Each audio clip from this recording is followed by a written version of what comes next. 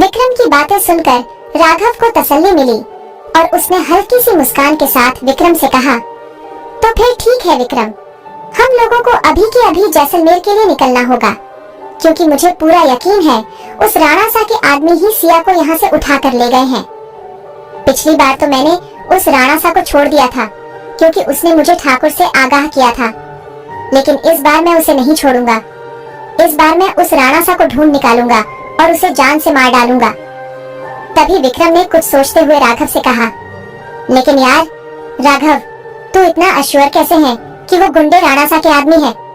क्योंकि अगर वो राणा सा के आदमी होते तो धीमन तुम्हें जरूर बताता। हो सकता है वो कोई और हो।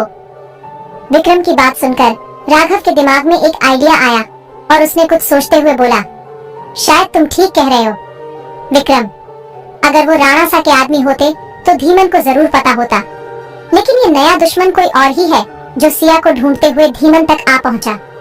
लेकिन अगर वो गुंडे धीमन तक पहुंच गए तो पक्का सिया के गायब होने के पीछे उन्हीं गुंडों का हाथ है। इसलिए हमें जल्द से जल्द जैसलमेर जाकर सिया को बचाना ही होगा, नहीं तो वो। राघव आगे कुछ बोलता, उससे पहले ही नमन ने अपनी राय देते हुए कहा, राघव सर, धीमन ने आपको फोन करके उन आदमियों के बारे में बताया है, तो मुझे नहीं लगता उसने सिया मैम के बारे में किसी को कुछ भी बताया होगा। इतना सुनते ही राघव ने नमन से कहा, ऐसा हो ही नहीं सकता कि धीमन ने किसी को कुछ नहीं बताया होगा। धीमन एक नंबर का मौका परस्त और डरपोक इंसान है। किसी ने उसे थोड़ा सा भी धमकाया होगा और उसने तुरंत अपना मुंह खोल दिया होगा। मुझे पूरा यकीन है उस धीमन ने उन लोगों को सिया के बारे में सब बता दिया होगा, इसलिए हो न हो उसके कहने पर ही वो गुंडे यहाँ तक आए और सिया को उठाकर अपने साथ जैसलमेर ले गए। इतना सुनते ही विक्रम ने राघव से सवाल पूछते हुए कहा, लेकिन राघव ऐसा कैसे हो सकता है कि यहाँ कुछ गुंडे आए, सिया को उठाकर ले गए और किसी को कुछ पता ही नहीं चला? अस्पताल में सीसीटीवी तो होगा ना, जिसे देखकर हम पता लगा सकते हैं कि वो गुंडे कौन थे और कहां से आए। विक्रम के सवाल का जवाब देते हुए राघव ने कहा, तुझे क्या लगता है विक्रम, मैंने सीसीटीवी को देखने की कोशिश नहीं की होगी, लेकिन इत्तेफाक से इस अस्पताल में कहीं कोई सीसीटीवी ही नहीं है जिससे हम ये जान सके कि सिया किसके साथ और कहां गई है। इसलिए हमारे पास सिया को ढूंढने का एक ही रास्ता है कि हम लोग जैसलमेर जाकर सिया का पता लगाएं। इसलिए हमें अभी के अभी जैसलमेर के लिए निकलना होगा। इतना कहकर राघव जैसलमेर के लिए निकल पड़ा। लेकिन इस बार राघव अकेला नहीं जा रहा था। इस बार उसके साथ विक्रम, नमन और कई सारे सिक्योरिटी गार्ड्स थे। इस बार राघव पूरी गैंग के साथ सिया को ढूंढने जैसलमेर के लिए निकल पड़ा था, जबकि सिया तो मुंबई के एक अनाथ आश्रम में बच्चों के लिए खाना बना रही थी।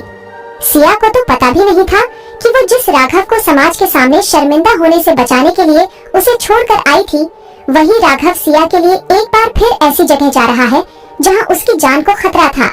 लेकिन राघव सिया तक पहुंचने के लिए कोई भी खतरा उठाने को तैयार था।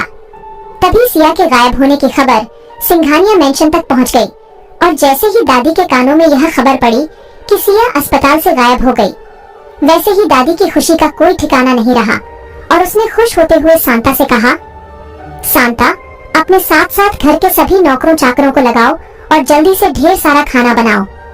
आज मुझे अनाथ आश्रम जाना है और वहाँ के सभी बच्चों को खाना खिलाना है। दरअसल सिया जिस अनाथ आश्रम में कुक की नौकरी करने लगी थी, वो अनाथ आश्रम कुछ महीनों पहले राघव ने ही खुलवाया था। लेकिन सिया इस बात से अनजान थी कि वो आश्रम राघव का ही है। दादी ढेर सारा खाना लेकर अनाथ आश्रम के लिए निकल गई।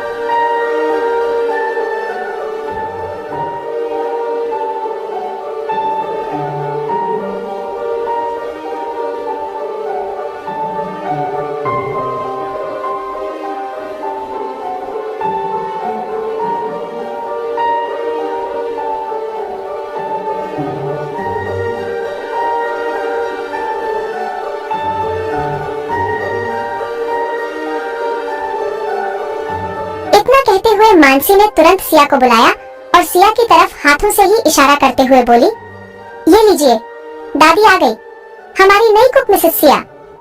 सिया का नाम सुनते ही दादी ने पीछे मुड़कर देखा और बड़बड़ाते हुए बोली, ये लड़की और कुक? वैसे अच्छा है, ये लड़की कुक बनने के ही लायक है, न कि किसी की बहू बनने के।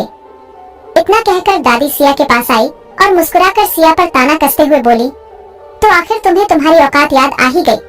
वैसे तुमने बहुत जल्दी पहचान लिया कि तुम्हारे लिए यही सही जगह है। अच्छा हुआ जो मेरे पोते की जिंदगी से निकलकर यहाँ इस अनाथ आश्रम में आ गई।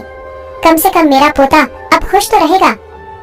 दादी की बात का सिया पर कोई असर नहीं है और उसने दादी से मुस्कुराते हुए पूछा, दादी कैसी है आप?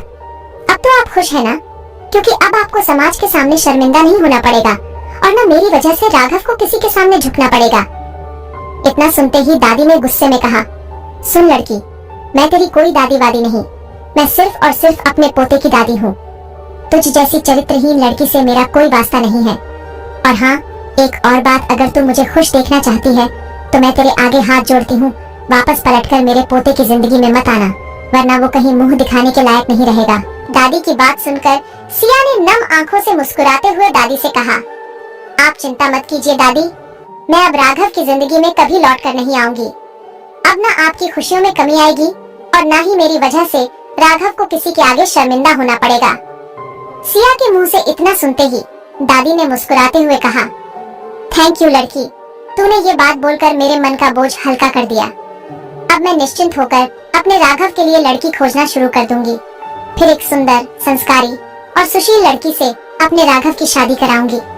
जब उसकी शादी हो जाएगी तो धीरे धीरे वो तुझे भी भूल जाएगा।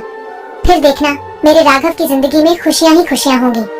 तुमने तो मेरे बेटे की जिंदगी नरक बना दी थी। भगवान करे तू इसी अनाथ आश्रम में ही सड़ती रहे।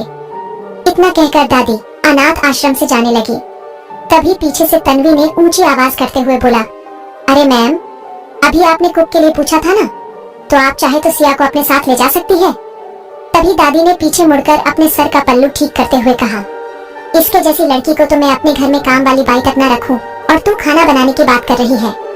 ये लड़की अनाथ आश्रम के बच्चों के लिए खाना बनाएगी, वही इसके लिए अच्छा है। हमें नहीं चाहिए कोई कुक, तुम्हारी कुक तुम्हें ही मुबारक। और इतना कहकर दादी वहाँ से चली गई। क्या दादी की बात मानकर सिया राघव के पास कभी नहीं जाएगी? क्या सिया और राघव हमेशा के लिए एक दूसरे से अलग हो जाएंगे? अगर सिया यही है तो राघव जैसलमेर जाकर क्या करेगा? क्या वहाँ जाकर राघव किसी नई मुसीबत में फंसने वाला है? जानने के लिए सुनते रहिए secret of devil only on pocket FM पर।